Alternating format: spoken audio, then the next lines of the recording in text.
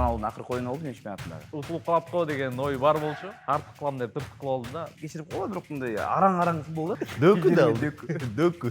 Роналду менен мамилеси начар болгон оюнчуларды чакырбай эле койсо туура болмок беле деген ойдомун. Мына азыр мына Стартта ойнош керек да Роналду. оюн сиз айткандай жүрбөгөндөн кийин эми чабуучу эмне кылып С любого положения в сторону дальнего угла мощно, сильно гол да. Роналду экен ийгилик силерге. Аргентинада оюнду Месси кылат да, өзү түшөт. Месси менен Роналдуну финалда жолуктуруп туруп последний матчын кылса, соң вот Дагы деле дүйнө чемпиону болсо деген кыял бар да. прикиньте, ошо финалды канча адам көрмөк. Роналду чо-то Европа чемпионатындарга деген ойлор келип атат да. Самый лучший матч чемпионата мира деп.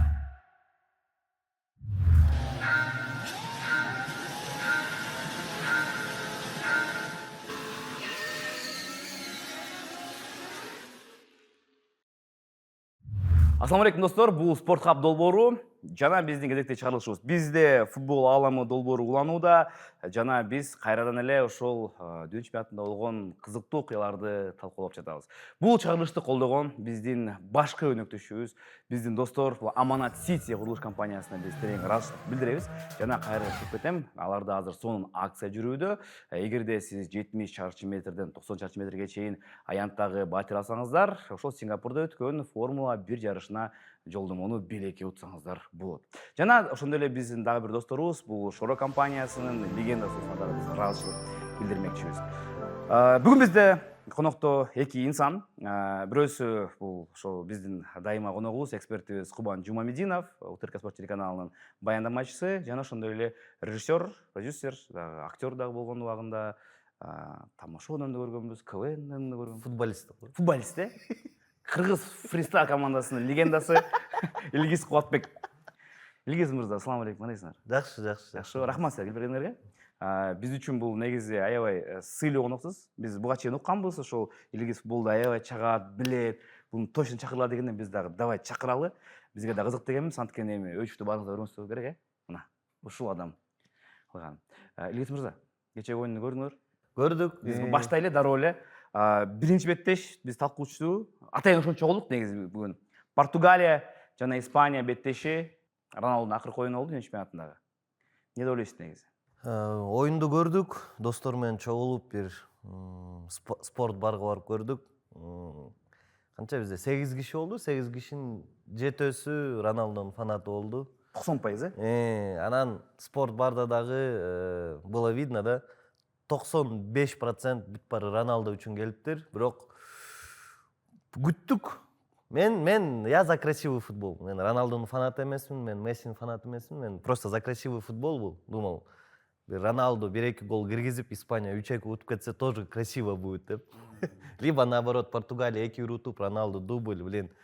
Мындай кишилер жыргап атканын көргөндө да кайфуй же. Ошо эмоциялар көрөйүн деп, оюн бүттү, что-то досторум весь матч злились. Что-то Португалия мне, что они передерживают, пас бергиле, что атака жок деп. И ошентип эле оюн бүтүп, уже баарыбыз все допко настрой алганбыз в моменте. Блин, эртең жумушка кечирээк барабыз, азыр доп тайм болот дегенде вот Мирина киргизип кетти. Достордун көздөрүн карасам мындай кичине жаш толуп калды, бирок көргөзүшкөн жок да эч кимчи. Артта карашкан. Да. Ондай эле анан свисток болду, тишина барды. Баарыбыз эле чыктык, достор менен. Все, давайте. Все, кетишти. Урматтуу достор, сиздерге кону менен маалымдайбыз. Биздин башкы өнөктөшүбүз болгон Аманат Сити курулуш компаниясы өздөрүнүн кардарлары үчүн масштабтуу акцияны жарыялайт. Эми батир сатып алуу менен бирге сиздер дүйнөдөгү эң абройлуу болгон спорттук иш-чаралардын бири Сингапурдагы Формула 1 жарышына жолдомону белекке аласыздар. Эң башкысы, бул жакта эч кандай конкурс же лотерея жок. Жолдомо акциянын ар бир катышуучусуна кепилденген түрдө берилет. Аянты 70-тен 90 чарчы метрге чейинки батир сатып алсаңыздар, сиздерге бир жолдомо белек кылынат. Эгерде сиз 90 метрден жогору батирди алсаңыздар, анда сиздерге 2 жолдомону белекке берет.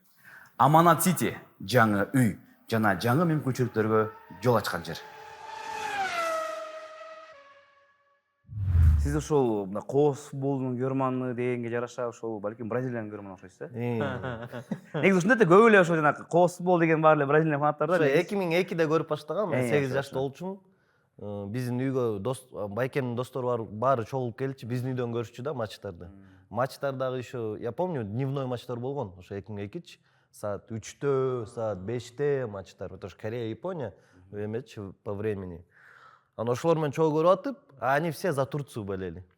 Эме турецкий курстарга барчу экен, языкачы. Ошол моментте баары за Турцию болели, а мен анда Бразилияга болом деп, полуфинал, помните, когда эме Роналду Рүштү Решберди бетине теип кетпедиби? Ошол моментте мени баары жаман көрүп, мени утуп аларды, короче. Ошодон бери Бразилияга эме болуп калган да, сүйүү. Любовь, которая сейчас невзаимная, уже 22 года, вот. Каждый чемпионат мира плачу. Үмүт берип. Бирок Анчелотти айтты 30-жыл деп, ошондой информация бар экен, 30-жылы ушул жактан чогулабыз финалдан кийин, за Бразилию деп. Билбейм, Бразилияга көп ишенбей эле калдык. Булар ар дайым эле ошо бизге алдап кетип атпайбы? Бразилия негизи алдап кетип атпайбы барыбыздычы? Ар дайым мына шанс берет бизге мындай. Надежда берет дагы. Мына азыр мына келди, убакыт келди депчи. Алар финтер да ошон үчүн. Алдап кетип атат да. Акыры ушундай болду. Эми аны сүйлөшкөнбүз. Кантсе дагы эми сиз айтып койсоңуз жакшы болот. Бразилиянын негизи катасы кандай болду деп ойлойсуздар? Деги эле ушул Анчелотти тууралуу оюңуз кандай? Анан кийин Неймар тууралуу айтып кетсеңиз жакшы болот. Эми азыр оюндан кийин оңой да айтышчы. Мону туура эмес, мону, потому что буга чейин ушул схема менен эле ойноп келаткан, жакшы болуп аткан. Мартинеллинин ордуна Неймарды, мне кажется, основага чыгаш керек болчу. Мартинелли бул чемпионатта как Джокер себя хорошо показывает, да? Чыккандачы, а биринчи таймдан, Арсеналда деле билебиз, он растворяется, да? Оюнга кирбей алсачы, это не его игра. Бирок прессинг аз болмок, мне кажется, биринчи таймда. Бирок Бразилия топту алмак өзүнө. Анан жанакы пенальти болсо, если Неймар тепмек, Неймар киргизмек, да? Как он и сделал, да, на последних минутах, уверенно забил. У него нервы такие стальные, хоть он и такой эмоциональный. Ошол моментте и уже Анчелотти өзүнүн стихиясын өтмөк, игра на контратаках, да? Норвегия топ менен атакага барыш керек болмок. Там Винни будет убегать, Райан будет, Куня будет убегать, и шансов больше, да? Даже Эндриктин моменты, это же контратака, по сути. Норвегия чуть надавила. И легче было бы, да, сыграть против Норвегии. Вот тоже сегодня говорили, что мен Норвегиянын защитасын көрдүм. По идее, там, бирөөнү да тааныбайсың да, кайсы клубда ойнойт, топ жок. Их можно возить, там, два защитника центральных, огромные, да? Там, неуклюжие они. Англияга кат ошону буйрса эми. Англия, мне кажется, главный фаворит азыр. Мен үчүн, потому что Франция эмес, потому что Францияда мне кичине баланс жок, кичине составдачы. Супер атака, интересно, но, вот, билбейм, эки полузащитник менен по-любому сложнее будет играть, да, против топ сборных. Может, мне кажется, они схему поменяют, там, уже ближе к финалу, там, полуфиналу. Но Англияда просто Англиянын жылдыздары эме да, трудяга. Вот Беллингем главная звезда, Кейн главная звезда, бирок баары ойношот, защитага барышат, прессинг кылышат. И Тухель, да, Тухельди Челси менен ЛЧны алып кеткендечи. Никто же не ожидал, да. Вернер менен, Хаверс менен нападение, кто думал заберет, да, у Ман-Сити. Ошо и у Тухеля есть вот, келе калды, бир нерсени утуп туруп, анан кайра кетип калыш керек да сразу. Пришел видео по видео. Да. Түшүнүктүү. Жана кечээки оюн боюнча сөзүшүп кетели. Анткени эми эң талкуу жараткан учур ошол болуп атат. Азыр элдин баары эле ошо чечип атпайбы? Анан кийин Кубан, сен жеке оюңду билгим келет. Кечээги оюнда мындай Португалиянын негизги катасы эмне болду деп ойлойсуң? Эми кечээ Португалия, Испания оюну албетте көпчүлүк күткөн оюн болду. Негизинен бул оюнда эки командада да тең бирдей мүмкүнчүлүк бар болчу. Бирок ошол мына кечээ көпчүлүгү эмнегедир Португалияга ишенип аткан, бирок менде корку сезим бар болчу, чындап. Ошол бир утулуп калат го деген ой бар болчу. Анан ошол нерсе ишке ашты да, тилекке каршычы. Эми кечээ күнү Португалияга эмне жетпей калды? Негизинен бул турнирде ачык айтыш керек, Португалия өзү ойногон жок. Мен билем, Португалия курама командасы мындан дагы жакшы ойной алмак, бирок алар ошол деңгээлин көрсөтө алган жок. Бул жерде менимче машыктыруучунун деле же башка бирөөнү күнөөлөөнүн кажети жок. Бул жерде болгону, мен мисалы убагында Месси үчүн кубокду алып келип беришкен. Аны ачык айтыш керек. Учурда дагы мисалы Аргентина карай турган болсок, албетте Мессинин клубташтары, өнөктөштөрү аябай деле укмуштай жылдыз эмес, мына укмуш топ деңгээлдеги оюнчу жок. Мисалы 2022 деле андай деңгээлде оюнчулар жок болчу. Ачык айтканда. Бирок ал жакта команда бар да. Месси бар, Мессини жакшы көрүшөт. Мессиге ойношот. Албетте Месси да чечет. Бирок ошол Мессини сыйлашат. Эч кандай ичинде атмосфера жок. Бардыгы Месси деп турат. Ал эми Роналду да тилекке каршы мына буга чейин Европа чемпионатында, азыркы мына дүйнө чемпионатында эмне болду? Эми жөн эле эми мисалы Жоан Неваш эң мыкты оюнчу ким дегенде Роналдуну айтпай коет. Бул эми ошол ички атмосферада мындай пикир келишпестиктердин бар экендигинен кабар берет. Анан мына ошондой командада ички атмосферада мына Роналду капитан, элдин баары мына Португалияны көрүп анан Роналду деп жатса, ичиндеги өнөктөштөрү өздөрү Роналдуну мындай бийик койбой, ага жакшы мамиле кылбай жатса анда бул команданын эмнени күтөбүз да. Негизинен бул өтө чоң катада, себеби дегенде Роналду келгенге чейин Португалия дүйнө чемпионатына ашып кетсе 2 же 3 жолу катышкан. Эч кандай бир кубок уткан эмес. Роналду келгенден кийин Португалиянын футбол деңгээли өстү. Португалия Европа чемпиону болду, Улуттар лигасына 2 жолу утту, дүйнө чемпионатына катары менен катышып жатат. Мындай тарыхта болгон эмес. Ошол себептен Португалия футболу, португалиялыктар Роналдуга карыз болчу. Роналдуну утуш керек, Роналду үчүн ойнош керек болчу. Менин ошол мындай капа кылганы ошол Роналдунун баркын билбей коюшту португалиялыктарчы. Мисалы ошол Роналду кеткенден кийин эми Португалияга менимче жан тарта турган адамдар эле азайып калат да, туурабы? Роналду жок эми Португалияга ким көрмандык кылат? Өздөрү эле Португалдар. Португалиялыктар өздөрү эле көрмандык кылбаса мына дүйнө жүзүндө мисалы Кыргызстандан ким Португалияга көрмандык кылат? Аз эле болуш керек, э? Жана эме дегенде эле да. Эгерде мындай команда өзгөчө болсо, менин оюмча бул Аргентинанын көрмандары Месси кетсе деле алып калышы мүмкүн да. Анткени мындай Аргентина командасы Месси үчүн ойноп беришти, өздөрүн берип атышты, алар мындай өзүнөн жан тартат да негизичи. А бул жактан Португалиянын оюнчулары тескерисинче мындай башкача өзүнчө оюнда. Кече күндө айрыкча акыркы учурлар көрдүңүздөрбү мынакей акыркы мүнөттөрдө эми утулуп аткандан кийин астык ойнойт да оюнчуларчы. Булар болсо мындай бири-бирине пас берип атып эле, мындай айланада жүрүп эле, өзүнүн айынчасында ойноп атып эле бир кызыктай бир нерсе болду да мындай көз жанмаган жок да менин оюмчачы. Анан кийин эми Роналду ушак болот сөзсүз түрдө эми. Бирок кечеги оюнда 93-мүнөттө көрөттүк прессинг уратты да. Дарбазачыга прессинг кылып атты, астыга барып ойноп атты, мындай өзү күйүп, мына өртөнүп атты. Мына утулабыз азыр деп. Мына кичине эле калды, азыр ыргыз үйгө кетебиз деп атат да. А бияктан мындай ошол эле Жоао Невешке окшогон, Бруно окшогон оюнчулар мен такыр түшүнгөн жокмун да акыркы учурдагы мындай алардын кадамдарынчы. Эмнеге мындай алдыга пас бербейсиң, эмнеге алдыга ойнобойсуң деп мындай такыр таң калдым. Анан Мартинеске дагы суроо болду жана. Эмнеге Жоао Феликс стартта чыкты? Мунун коюнда Хорватия менен болгон беттеште Рафаэль Леао аябай сонун оюн көрсөттү. Рафаэль Леао голдук пас да берди, эмнеге ал чыккан жок? Гонсало Рамош деле оюнга чыгып туруп гол урушкан болчу. Эмнеге кечээ ал чыккан жок деп мындай ошого окшогон суроолор негизи көп да. Мындай 1-2-3 ката менен мындай Португалия утулуп калды. Мен дагы ошол мынакей негизи потенциал булардыкы өтө бийик да. Потенциалын алганда бийик. Бирок буларда мындай индивидуальность аябай күчтүү болуп атпайбы? Каждый мындай отдельный баардыгы күчтүү, өз командаларынан мыктылар. Бирок монда бир чогулуп келгенде команда жок да. Ушундай ойлор жок да. Бар. Анткени биз да чемпионат мира башталайын деп атканда, достор менен сүйлөшүп атканда заявкалар болуп атканда составтар. Португалиянын составын окусаң, бүт баары өзүнүн клубтарында жылдыздар да. Оюнду алып барган футболисттер, Витинья, Бруно Фернандеш, Бернарду Силва, Рубен Диаш, бүт баарын карасаң жылдыздар да өзүнүн клубтарындачы. Анан ошо чемпионат мира баштаганда оюндарын көрүп баштасаң, ошо булар бири-бирин чото таба албай атат деп ойлойсуң. Анткени мисалы көчөдө эле Витиньяны 80-мүнөттө алды. ПСЖдин оюндарын көрсөңөр, аны эч качан замена кылбайт да, потому что он системообразующий игрок аяктачы. Значит, Португалияда не через него игру строит, а уже башка позицияда, может, кичине өйдөрөөк ойноп калды, уже не та игра да. Бруно Фернандеш МЮда кандай ойнойт, көчө, бир-эки жолу көргөздү крупный, болду, ошондо эле көрдүм да ал оюнчунучу, поледа көргөн жок ал. Самая главная проблема, мне кажется, эме да, просто Мессини системага, командага киргизиш кичине оңоюраак го дейм, именно на поле, как игрока, чем Роналду, да. Роналду просто позициясы сложнее, центр-форвард. Если командада оюн болбой калса, центр-форвард отрезан болуп калат да. А оюнду Бруно, Витиньялар кылыш керек, алар кыла албай койду. А Аргентинада оюнду Месси кылат да, өзү түшөт.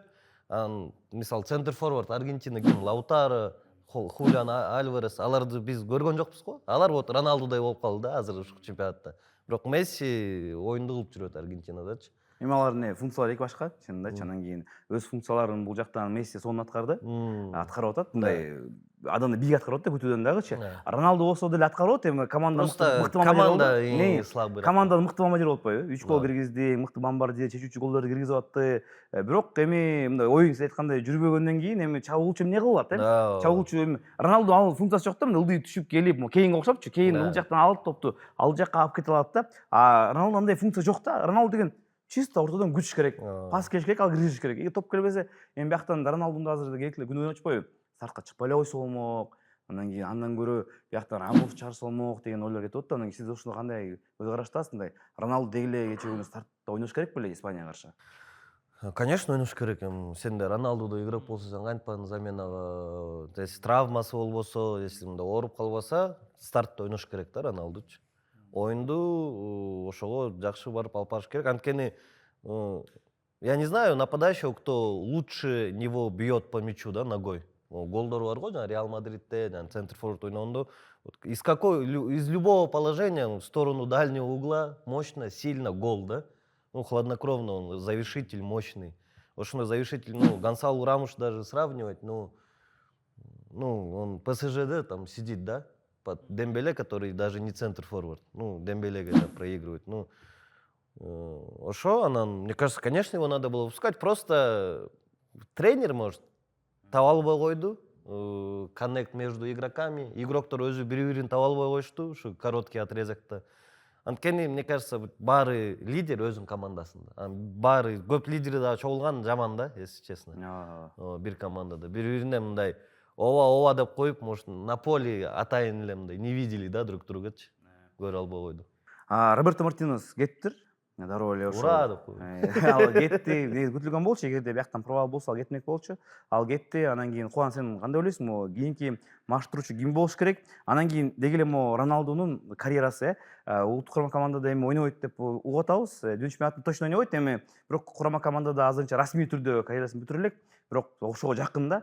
Негизи эле 41 жаш улайып калган жашта негизи футболчу үчүнчү жакын карада кандай күтөсүң, сенин кандай кадамда баш керек Роналду? Негизи эле мындай карьера бүткөндөн кийин мындай ким катары көргүң келет Роналдунчу? Мен мындай бар да, Бекхэмдин жолу бар, мындай меценат катары болуп, командага кармап, же болбосо Зидандай балким ошо машыктыруучу болуп, же болбосо эксперт болуп, Андрийге окшогон. Сен мындай кандай көрөсүң Роналдунун кийинки жашоосун?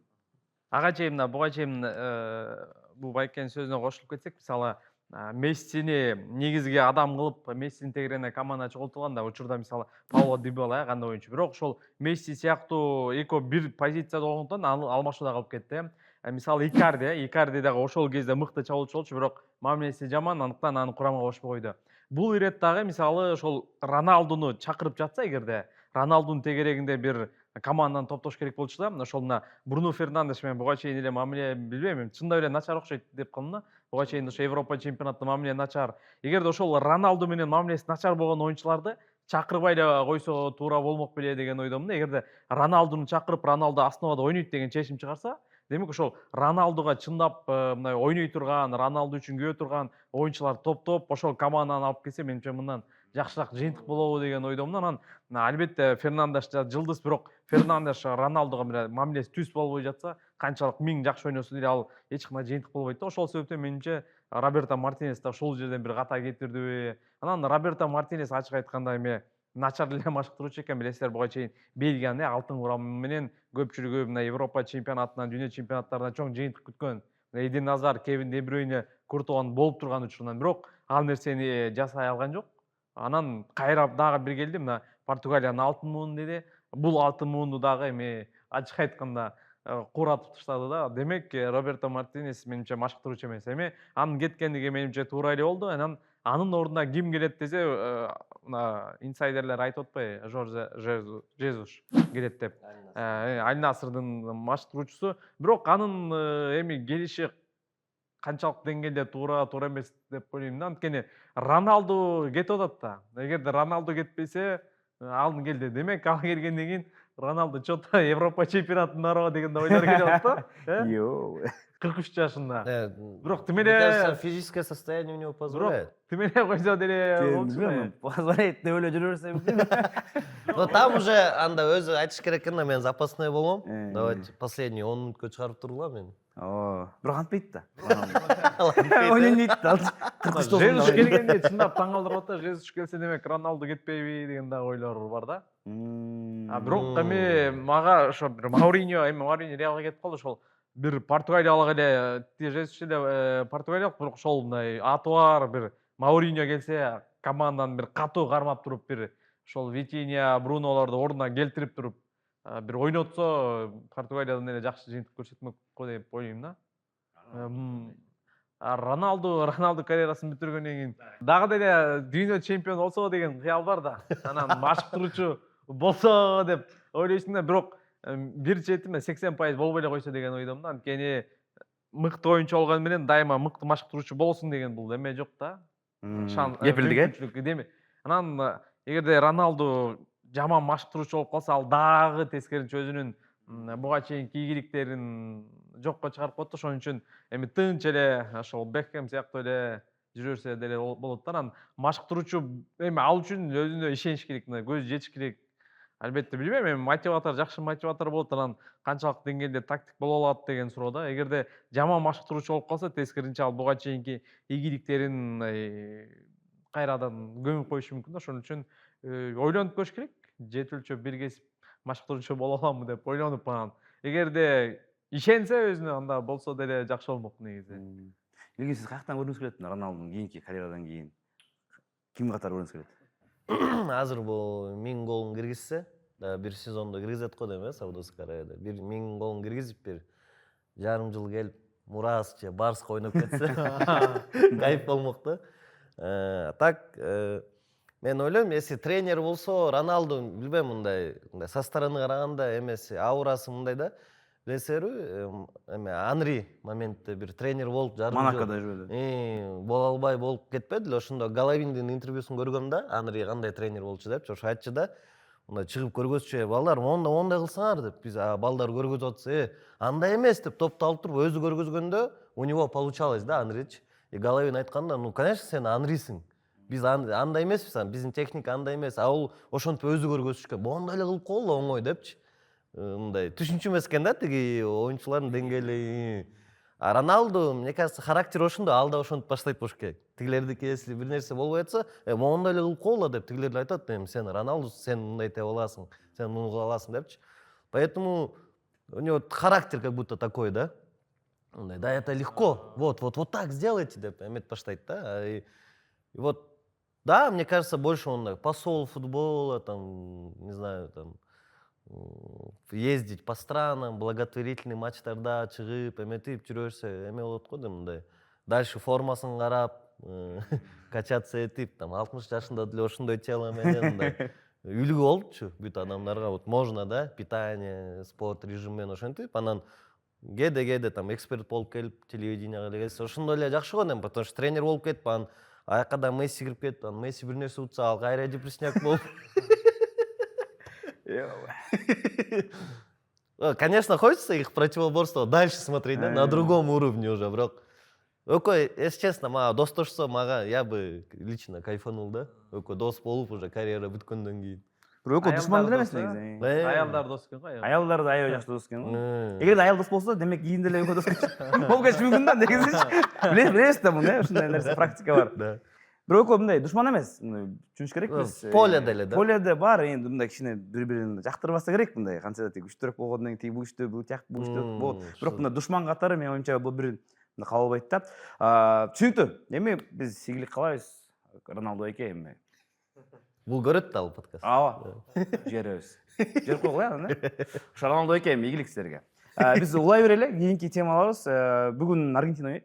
Египет менен каршы. Эми бул беттеште сөзсүз түрдө эми анык фаворит дагы бар. Бирок акыркы беттеш көрсөттү. Кабо Верде менен Аргентинанын да көйгөйлөр бар экен. Буларды биз мындай күчтүү деп атабыз, бирок кантсе дагы булардын өзүнүн ошо линияларындагы көйгөйлөр өтө эле көп экен. Анан кийин бүгүн мындай негизи сенсация күтсө болобу мындай Египтен мындай шанстар барбы негизи, кандай ойлойсуз? Мен Египет Австралиянын матчты көргөм. полностью көргөнбүз достор менен. Ошо оюнду көргөндөн кийин мен азыр бүгүн ойлойм Египет мындай тебелеп салат, тебеленип калат. Жок, Египет тебеленип калат. Египет анткени билем Австралия менен деле көп нерсени көргөзүшкөн жок. Мындай билбейм, ошо дүйнө чемпионатындагы матч эмес, бир где-то мындай слабый эле чемпионаттын матчын көргөндөй болдук да бизчи, ошо матчты көрүп атканда. Уровень реально слабыйраак, Салах не тот уже, да. Кызык болду чынында. И ошо оюнду көргөндөн кийин мен ойлоп атам, Аргентина спокойно утуш керек депчи. Бирок Аргентина, Кабо Вердеден кийин еще, мне кажется, они получили от тренера, да, что расслабленно играли, да. И от Месси, да. Вот поэтому, мне кажется, Аргентина оңойраак өтөт, анан дальше интересно болот да. Аргентина либо Швейцария, либо Колумбия менен матчта, вот там кайра эле ошо проблемалар чыгат го дейм Аргентинанычы, потому что крайний защитниктерин деле карасаң слабый эле, бирок мындай утуп келатканда сен, булар күчтүү команда, бирок Кабо Верде менен көрдүк, слабый эле экен крайний защитниктери. Там бирөө Марсельде ойнойт, бирөө там Атлетикодо запасной, да. Анан Макалистер, Энцо, там центр поля, Депольдор 2022 жылдан бери каршы эметтир да, состарились чуть-чуть. Не стали лучше, наоборот, как будто стали слабее. Градация наоборот, да? Да. То что ушунда полузащитасы аябай күчтүү болчу да, алар жаш, на пике болуп, ошондо аябай жакшы көргөзүшкөн. Анан еще один большой минус, мне кажется, Ди Мария подобный игрок жок болуп атат да Аргентинада азыр. Вот Мессини кайда жаап койгондо, вот Ди Мария чыкчы да, как Реалда да, помните, в свое время там Роналду, Бейлду жапканда Ди Мария дайыма чыкчы да. И вот Ответственность алып өзүнө. мындай яркий игрок тоже может, да. Альварес негизи ошондой функция аткарыш керек деп по идее. Бирок ал азыр что-то Атлетикадан кетем деп эме болуп, эмне депрессняк болуп атам, эмне ошо поледе даже Лаутаро да өзүн көргөзө албай атат. Анан ошо бир ошондой бир игрок жетишпей атат да, то что Тиаго Альмада тоже слабый. Жанакы азыр ошо Ди Маринин ордунда Тиаго Альмада ойноп атат, который Атлетиканын оюндарын көрсөң жок да поледе. Запаста отурат. Бар. Анан кийин мына кийинки бетте Египетти оюнчу негизи өтүш керек. Анан кийинки бетте Швейцария же Колумбия. Кайсы атаандаш мындай кичине оорураак көрүнүп атат? Ошо Швейцариябы же Колумбиябы? Анан Аргентина үчүн кайсы ыңгайлуураак? Кимди ойлойсуз негизи? Негизинен эми Египет тууралуу айта турган болсок, кайсылган оюн болбосун, мисалы шанс дайыма бар да, эми 1% болобу. Албетте Египеттен бир 1% эмес, бир 20-25% мүмкүнчүлүк бар. Бирок бул жерде Аргентина чындап Мессиден көз караганда болот. Эгерде бүгүн Мессинин оюну жүрбөй кетсе, анда Аргентина утулуп калышы толук мүмкүн да. Себеби дегенде чындап айткандай ошол Ди Мария же болсо башка оюнчулар жок болуп жатпайбы? Лаутаро Мартинес Интерде кандай сонун ойнойт, капитан. Бирок Аргентинага келгенде эмнегедир вообще ойной албай калат да, түшүнүксүз. Эми Альварес болсо ошо жогоруда айткандай эле башка жака ошо Барселонага кеткиси келип атабы? Менимче ошо Барселонага келет окшойт да, Барселонага кеткиси келип атат. Анан эми башка маселе болуп жатканда, мисалы жүрөгүңдө бир тынчтык болбой жатса, менимче футбол деле ойной албайсың да. Негизи эле жашоодо ушундай го, жүрөгүңдө бир тынчтык, бир нерсе көйгөй болуп жатса, мындай ошол бир нерсени мындай жакшы кыла албайсың да. Ошондой эле болуп жатат окшойт Альварестечи. Анан башка чечип кете турган оюнчулар чындап аз экен да. Демек, эгерде Мессинин оюну жүрсө жеңет, ошол эле учурда Египет эми Мессини кармаш керек да. Бирок Египетте ошо Мессини кармай турган бир оюнчу жоктой сезилип атат. Мисалы, коргонуу бөлүгүндө деле, же болбосо таяныч бактан жарым коргонуу бөлүгүндө бир эч ким жок. Албетте Египет чемпионатында ойногон оюнчулар көп экен да. Эми анан дагы бир мүмкүнчүлүк бар. Эми Салах же Мармуш бир чечип кетсе, бирок эми андай учурлар өтө эле аз да. Салах же Мармуштун бир алыстан узаткан соккусу кирип кетип эле абалы өзгөрүп кетпесе, Египетте чындап шанс азыраак да. Анан Аргентинага Швейцария ыңгайлуу да. Анткени Швейцария ал дагы картаң болуп калган оюнчулар.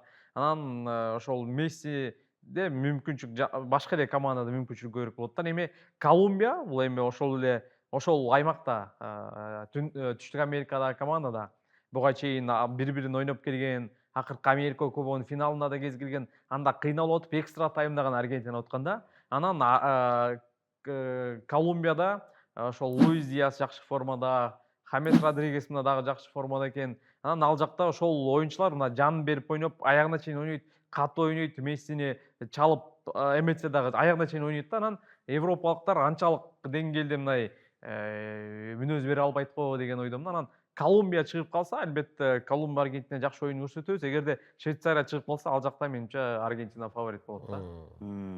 Түшүнүктүү. Бизде бул беттештерден тышкары дагы чейрек финалдын беттештери аңдытылып калган. Ошодон мен кыскача сурап коеюн, кимиси утуп, анан кийин финалдагы тууралуу да. Анан Франция же Марокко, кимиси мындай жаңгыраак ойлойсуңар? Анан кийин эми Франция фаворит катары түшүнүп атабыз, бирок Марокконун дагы болсо керек мүмкүнчүлүктөр, ооба, азыр ошол матчтын эмеси бар да, перспективасы, мне кажется, самый лучший матч чемпионата мира деген сыяктуучу. Потому что и Франция, и Марокко мындай атакующие команды, любят поатаковать, мындай защиталары кичине мындай карабай коюшат защитаны. Марокко вот Канада менен экинчи тайм кандай ойношту? Ооба. Биринчи тайм бирок мен түшүнгөн жокмун эмне кылышты. Экинчи таймдачы игроктор аябай мындай техничный, топ менен мындай бири-бирин жакшы түшүнүшөт да, мындан еще мындай скоростной атакалары көп да. Мисалы, если Франция давить этсе, Марокко контратака кылып, аябай оор оюн болот. Анан бул 2022-де андай бүттү эле? Полуфиналда ойношкон да Франция менен Марокко. Кандай счет менен бүттү эле? 2-0 Франция уткан. Франция уткан ошо. Бирок аябай оор матч болгон аларга дачы. Мароккону билем да. Бирок по идее Франция утуш керек. Бирок надежда бар мындай, сюрприз болуп кетеби? Марокко болсо, анда Марокко кайра эле да весь мир жаңа Кабо Вердени сүйүп калганда кайра Мароккону сүйүп болуш керек ошол оюндан кийинчи. Анан мындай суроо, азыр дүйнө чемпионаты уланууда, анан кийин командалар эми булардын абалын билебиз да, потенциалын билебиз, булардын алмашуу оюнчулары бар. Бул жактан ошол кимдин ошол скамейкасы узунураак болсо ошол жеңип кетиши мүмкүн да. Анан кийин сиздин оюңуз боюнча азыркы учурда мындай процентин алганда бир 3 команда айтыңыз, кайсыл команда жакыныраак, анан экинчи орунда, үчүнчү орунда мындай сиз үчүн дүйнө чемпионатында? Мен үчүн биринчи орунда азыр Англия го дейм. Англия, Бир где-то, давайте, ну это мое личное мнение же. конечно. Бир 40%. 40% Англия. 40% Англияга берели, мындай сбалансированный состав. Анан биринчи жолу дүйнө чемпионаттарында мындай тренер өз өлкөсүнөн эмес чемпион болот экен, если Тухель алсачы. Тухель это может сделать, да? Мне кажется, Тухельде только с ПСЖ не получилось, но аякта Баварияга түшүп калган да финалда. А так со всеми он становился чемпионом. Вот. Там даже запаста жаңа Мадуэке, Решфордтор жүрөт, алар деле даже ойноп атат да. Тухель аларды даже ойноп туруп атат. Анан ошо Англиянын составы аябай күчтүү. Экинчи орунда? Экинчи орунда Францияны коеюн. 30%. 30%. Жана? Анан дагы 30% калып калат экен. 15%тен Аргентина менен Испания көрүп койсом болобу? Болот. Сүйлөштү. Бар экен. 14%тен анан 2% Мароккого надежда. Хорошо.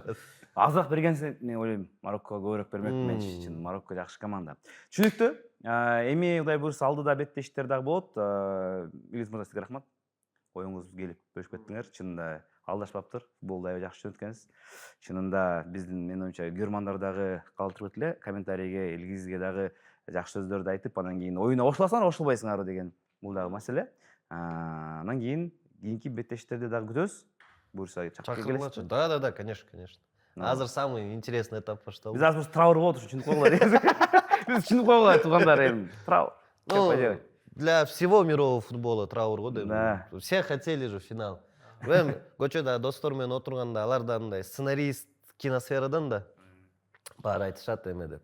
Кино болмок эми такыр, Блин, бул Америкада чемпионат болуп атат, там Американын влияниясы, анан Голливуд кылып Месси менен Роналдуну финалда жолуктуруп туруп последний матчын кылса, соң вот прикиньте, ошо финалды канча адам көрмөк.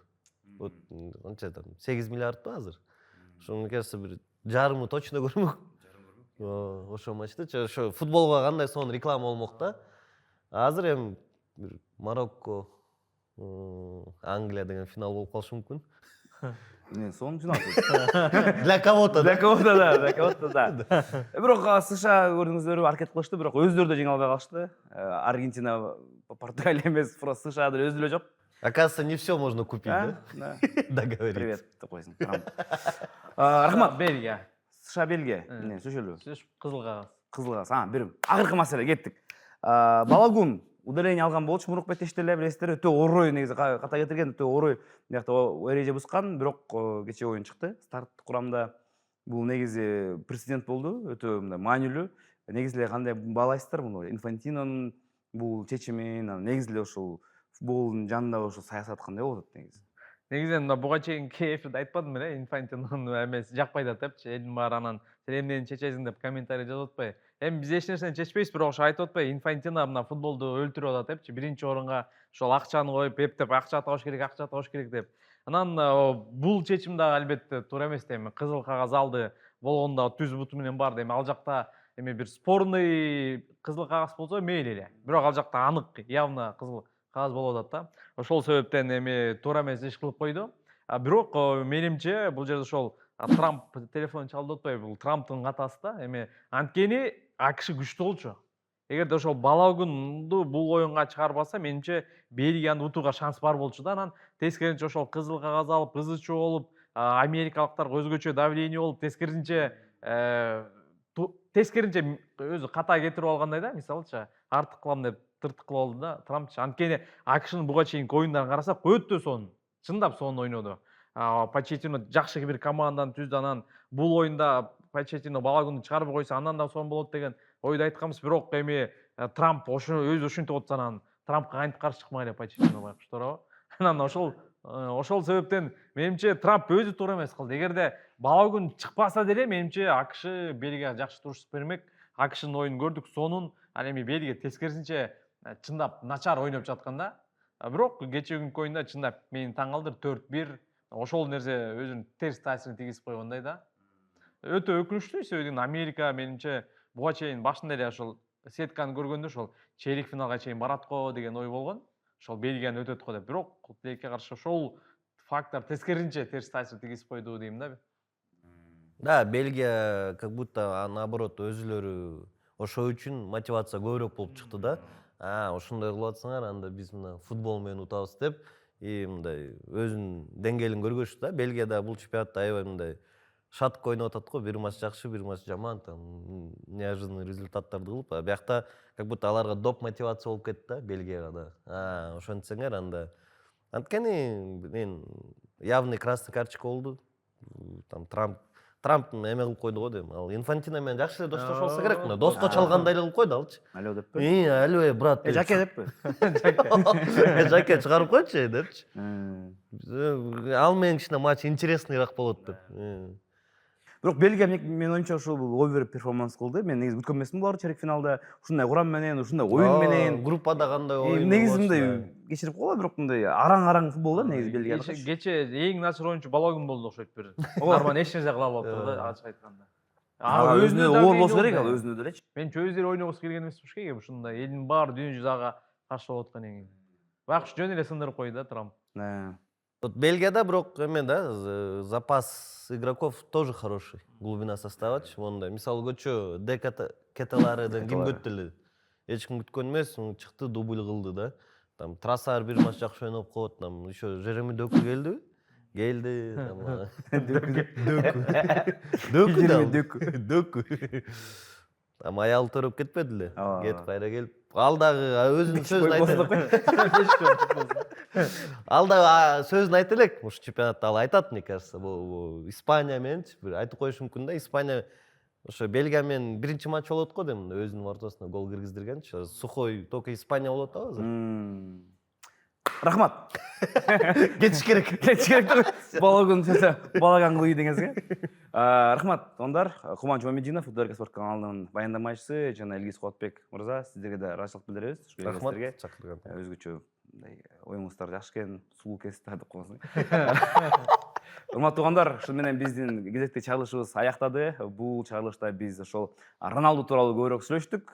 Менин оюмча сиздер муну түшүнөсүздөр. Комментарийге көп урушпаңыздар. Эми баарыбыз эле бул жактан мындай көрмандык кылган командаларыбыз бар. Эми биз өз тандообузду илгери кылабыз деп коебуз.